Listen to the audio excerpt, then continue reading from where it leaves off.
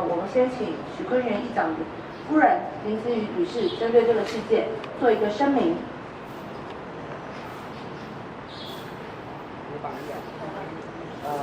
各位媒体朋友，大家好，谢谢大家的关心哦。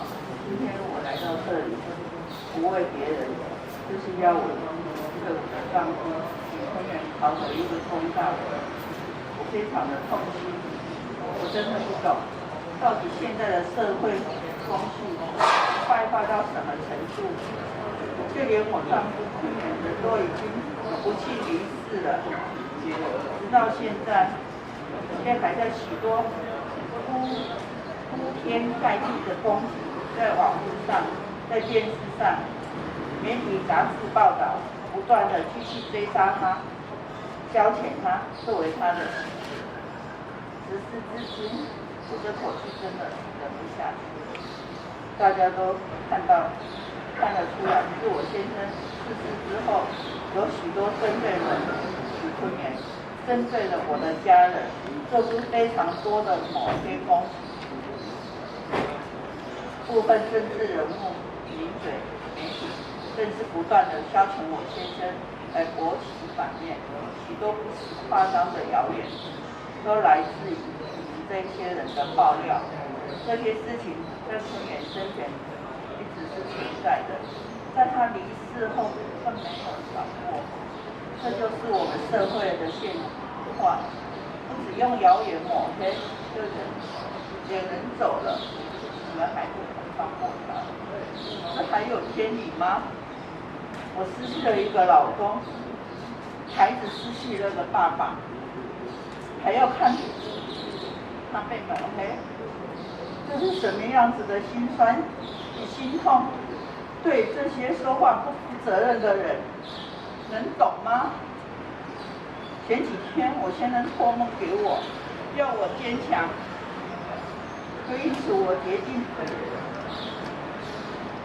化悲愤为力量。经过与专业人士与律师的讨论，我已经收集了所有的证据，决定今天向这些人提告。我们也不是不给反省的机会。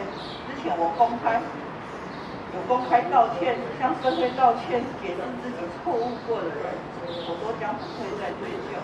但对那些嚣张抹黑、造谣生事、带给社会不良风气的人，我绝对会提出告你到底。这不只是为了我先生的名誉而战，也是要为这个社会公平正义而战。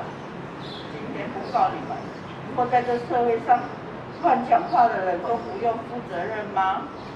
这还有王法吗？这些人都必须为自己的所作所为负责。自经其意的细节，我一切尽在司法程序的进行。我相信司法一定会还给我们公道，还给一个社会正义。也谢谢大家的关心。孩子也告诉我，妈妈一定要站出来，为爸爸讨回一个公道。所以我今天决定要站出来。自从坤元逝世之后，我们都没有一天晚上都没有一天睡好觉。